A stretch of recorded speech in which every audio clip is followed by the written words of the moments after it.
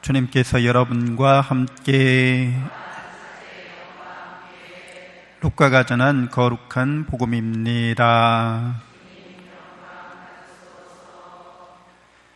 예수님께서 어떤 곳에서 기도하고 계셨다. 그분께서 기도를 마치시자 제자들 가운데 어떤 사람이 주님, 요한이 자기 제자들에게 가르쳐 준 것처럼 저희에게도 기도하는 것을 가르쳐 주십시오 하고 말하였다. 예수님께서 그들에게 이르셨다. 너희는 기도할 때 이렇게 하여라. 아버지, 아버지의 이름을 거룩히 드러내시며 아버지의 나라가 오게 하소서. 날마다 저희에게 일용할 양식을 주시고 저희에게 잘못한 모든 일을 저희도 용서하오니 저희의 죄를 용서하시고 저희를 유혹에 빠지지 않게 하소서. 주님의 말씀입니다. 참 예수님, 하나님의 복동이 고맙습니다. 고맙습니다. 네, 바오로 사도가 예루살렘에 가서 이제 예루살렘의 모교회라고 하죠. 어머니 교회, 거기에서 주요한 인사들 베드로와 야고보와 요한을 만나게 됩니다.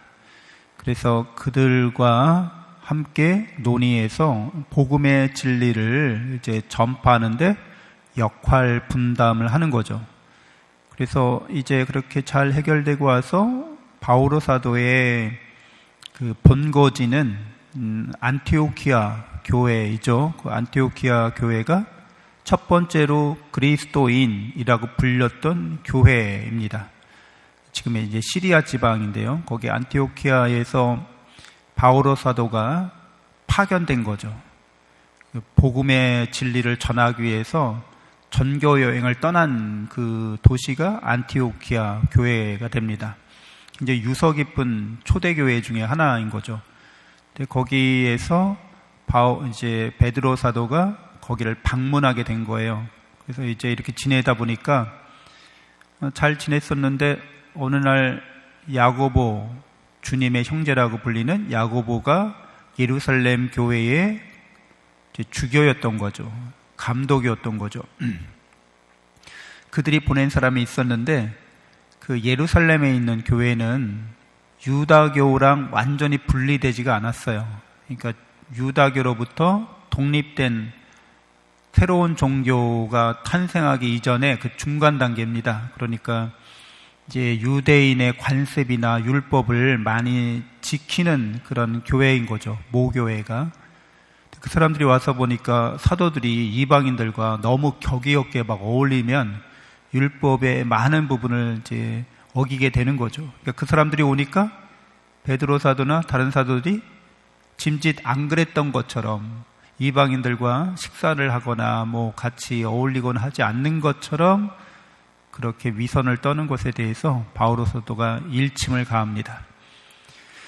그래서 복음의 진리 이제는 유다인과 이방인들 사이에 이런 차별을 없앤 거죠. 오늘날의 상황은 그때 상황과 다르죠.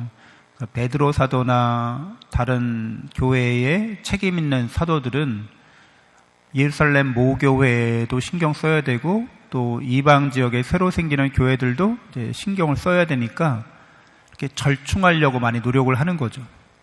근데 바오로 사도는 성격이 좀 불같아서 그런 거는 못 보겠다 이렇게 얘기하는 거예요. 그래서 인간적인 갈등이 있었다는 겁니다. 오늘날에는 이제 더 이상 우리 가톨릭 교회가 유다교랑은 상관이 없죠. 그런 율법과는 상관이 없습니다. 그래서 율법에서 벗어난 복음의 진리라고 하는 것은 오늘 주님의 기도에 잘 나와 있는데 주님의 기도의 전반부의 내용은 하느님의 이름이 거룩히 빛나는 거, 하느님의 영광이 드러나는 거, 하느님 나라가 오는 거로 이루어집니다. 후반부의 내용은 우리가 이 세상에서 일용할 양식을 얻고 죄의 유혹과 악과 싸워서 이게 승리하는 거죠. 두 가지입니다. 그래서 이 두 가지가 예수님이 기도하는 우리에게 알려주신 기도 내용인 거죠. 근데 이 기도는 예수님의 십자가 죽음과 부활의 사건으로 성취된 내용인 거예요. 그러니까 예수님이 이 세상에 사람이 되어 오심으로써 아버지의 뜻이 이루어진 거죠. 아버지의 사랑이 이루어진 것이고 아버지의 사랑이 드러난 겁니다.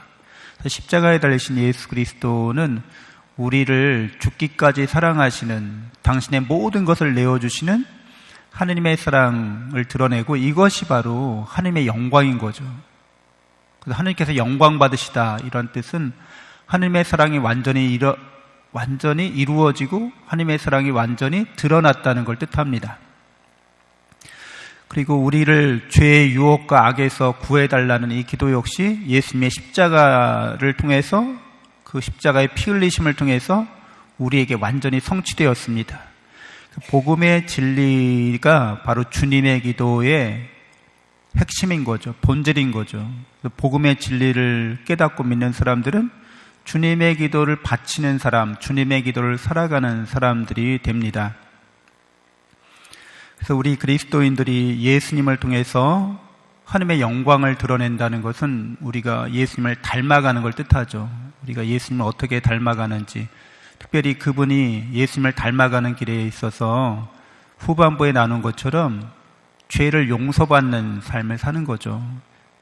우리는 허다한 많은 죄를 짓지만 그 죄가 하나님을 안 닮아가는 거라고도 얘기 드렸지만, 그러니까 하느님이 아닌 다른 것을 더 사랑하고 있는지, 그리고 하느님이 아닌 다른 걸 더 사랑하는 그 죄로 말미암아 우리가 하느님을 못 닮아가고 있는 것을 예수님이 완전히 닮은 모습으로 우리에게 용서해 주신다는 거죠. 너희는 하느님을 못 닮아가고 있지만 내가 하느님을 완전히 닮았다, 사람으로서.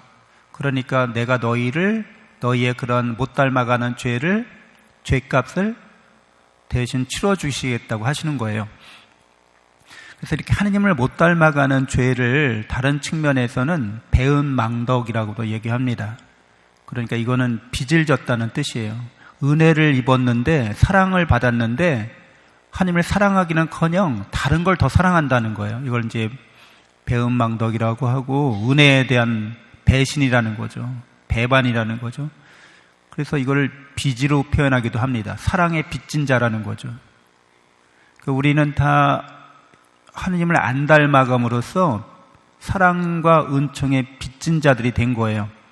서로 많이 빚을 졌기 때문에 이 빚을 어떻게 하면 이 채무에서 벗어날 수 있는지 예수님이 당신의 피로 그 채무를, 우리의 빚진 거를 다 없애주신 거죠.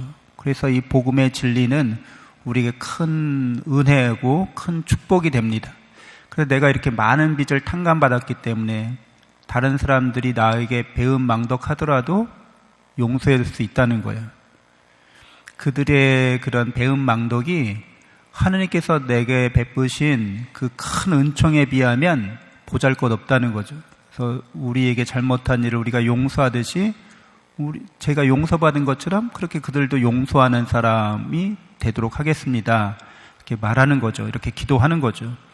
그래서 그리스도인들이 복음의 진리에 대해서 이렇게 깊이 묵상하고 깨닫고 복음의 진리 안에서 우리 삶을 살아가는 거죠.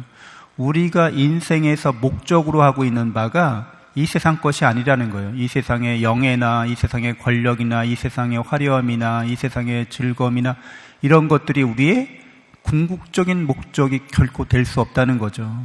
그런 걸 추구하면 하나님의 영광을 드러내는 게 아니죠. 왜냐하면 거기에서는 하나님의 사랑이 드러나지 않기 때문에 그러합니다.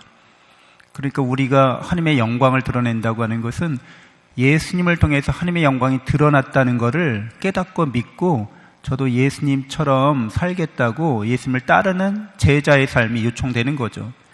잘 따르는지 못 따르는지는 두 번째 문제고, 이쪽 길은 아닙니다라고 결단 내린 사람이라는 거죠. 그리고 그 길을 가는 데 있어서 끊임없이 배은망덕하지만 계속해서 자비의 은총을 입고 있다는 거예요. 그러니까 우리에게는 희망이 있다는 거죠. 내 능력에 따라서 이게 좌우되는 문제가 아니라 이미 예수 그리스도를 통해서 우리에게 그런 은혜가 끊임없이 십자가상의 피 흘리심의 그 은혜가 우리의 모든 죄를 계속 용서하고 있기 때문에 우리도 그 자비의 은총에 힘입어서 다른 사람을 용서할 수 있는 그런 힘과 능력을 이제 덧입게 되는 거죠. 그래서 예수 그리스도를 통해서 복음의 진리로 많은 세상 사람들을 죄로부터 구원하고 하나님의 영광을 함께 드러내도록 우리가 복음의 사도가 바오로 사도를 본받는 그 제자들이 되어야겠습니다. 잠시 눈을 감고 묵상하겠습니다.